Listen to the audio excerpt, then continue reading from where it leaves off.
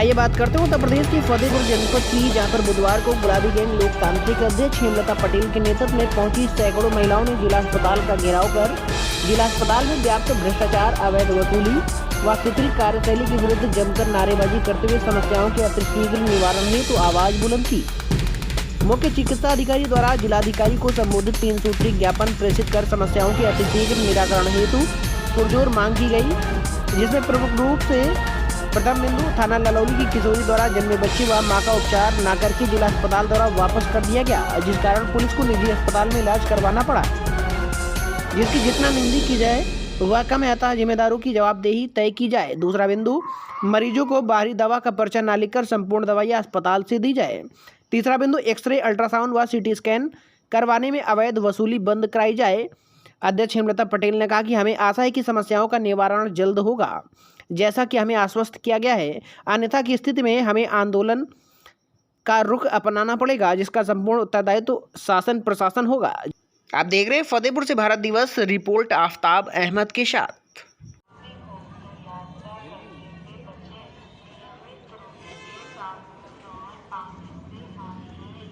की बात नहीं सुनी जाती, प्रशासन की बात नहीं सुनी जाती। आज हम फतेहपुर सदर अस्पताल में खड़े हैं। ललौली थाना के अंतर्गत एक गांव आता है। उस गांव में 14 साल की बच्ची को, नाबालिग बच्ची को, बच्चा एक पैदा हुआ है, उसको लेकर के कल पुलिस यहाँ पे आई थी। यसो साहब स्वयं आए थे, मगर उस लड़की का ना मेडिकल हुआ है और ना उसको एडमिट किया गया है। यहाँ सदर अस्पताल से उसको बारंग लौटा दिया गया। उस बच्चे की हालत नाजुक है, उस लड़की की हालत नाजुक है। तब जाकर के यसो साहब ने एक प्राइवेट अस्पताल में उसको भर्ती किया और उसका इलाज वहाँ पे चल रहा था। तब मैं उसको लेकर के आज यहाँ अस्पताल में आई हूँ और देखती हूँ कि आज उस लड़की को यहाँ पे एडमिट करते हैं कि नहीं एडमिट करते, कि उसका मेडिकल उसका होता है कि नहीं होता है। और क्या मांगे हैं? हमारी मांगे यहाँ पे जो स्वास्थ्य व्यवस्था चरमराई हुई है, स्वास्थ्य व्यवस्था यहाँ की बहुत गड़बड़ है। यहाँ से पर्चा लिख दिया जाता है बाहर दवाओं के लिए, यहाँ दवाएं नहीं मिलती हैं। यहाँ अल्ट्रासाउंड और जो भी यहाँ पे जांचें होती हैं तो वो भी वहाँ पे रिश्वतखोरी होती है। वहाँ की रिश्वतखोरी बंद की जाए और दवाइयाँ यहाँ पे उपलब्ध कराई जाएँ, उस लड़की का मेडिकल हो और जो भी मरीज आए उनको तत्काल यहाँ पे एडमिट किया जाए, ये हमारी मांग है। कल एडमिट नहीं किया गया तो क्या ऐसे दोषी लोगों पर कार्रवाई की जाएगी? हाँ, उन्होंने कहा था कि हम कार्रवाई करेंगे, क्योंकि इन लोगों ने बहुत गलत किया है। अगर वो लड़की मर जाती, वो बच्चा मर जाता तो फिर क्या होता? उसमें किसकी जिम्मेदारी बनती है? भाई पुलिस की तो कोई जिम्मेदारी नहीं, वो तो अपना काम कर रही है, लेकिन ये जिम्मेदारी डॉक्टरों की बनती है। उत्तर प्रदेश की सरकार तो कह रही है हम व्यवस्थाएं अवेलेबल करवा रहे हैं। अवेलेबल नहीं है। अगर व्यवस्था अवेलेबल होती तो बाहर पर्चे लिख करके लोग दवाइयाँ लेने नहीं जाते। सदर अस्पताल में आज हम लोग खड़े हैं, मजबूर होके हम लोग आए हैं। ललौली थाने के अंतर्गत एक गांव पड़ता है, उसमें एक 14 साल की बच्ची को एक लड़का पैदा हुआ है। उस लड़की को बच्चे को लेकर के ललौली थाने की पुलिस और यसो साहब भी मौजूद थे।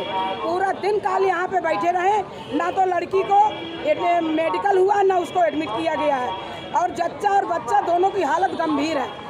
ये अस्पताल, यहाँ की स्वास्थ्य सुविधाएं इतनी चरमराई हुई हैं, यहाँ की व्यवस्था इतनी चरमराई हुई है।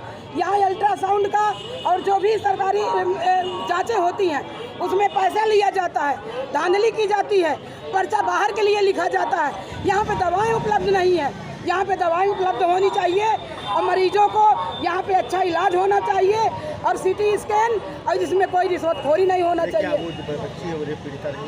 रेप पीड़िता अभी आ रही है, उसका कल मेडिकल नहीं हुआ ना उसको एडमिट किया गया। यहाँ से जब यसो साहब वापस होके उसको बारंग लौटा दिया गया, वो लेकर के गए तो बहुआ में प्राइवेट अस्पताल में उसका इलाज रात भर होता है। हम लोगों की मांग है कि उसका मेडिकल हो और उसको एडमिट किया जाए। अगर उसकी जच्चा और बच्चा में किसी को भी खतरा होता है, उसका जिम्मेदार कौन होगा? पुलिस तो जिम्मेदार नहीं होगी, क्योंकि पुलिस तो खुद परेशान है। जब इतने बड़े पुलिस वालों का और यसो साहब को यहाँ से बारंग लौटा दिया जाता है तो यहाँ की जनता के लिए क्या हाल होता होगा, आप लोग सोच सकते हैं। यहाँ की जनता सोच सकती है कितना यहाँ परेशान होता है। कहाँ पे प्रदर्शन चल रहा है? क्या प्रदर्शन कहाँ चल रहा है? प्रदर्शन हमारा चल रहा है। जब वो बच्ची आ जाएगी उसको हम एडमिट कर देंगे और उसका मेडिकल करवा देंगे, तभी हम यहाँ से जाएंगे। अपना ज्ञापन हम किसी के माध्यम से, कोई भी अधिकारी आए उनके माध्यम से हम डीएम साहब को दे रहे हैं।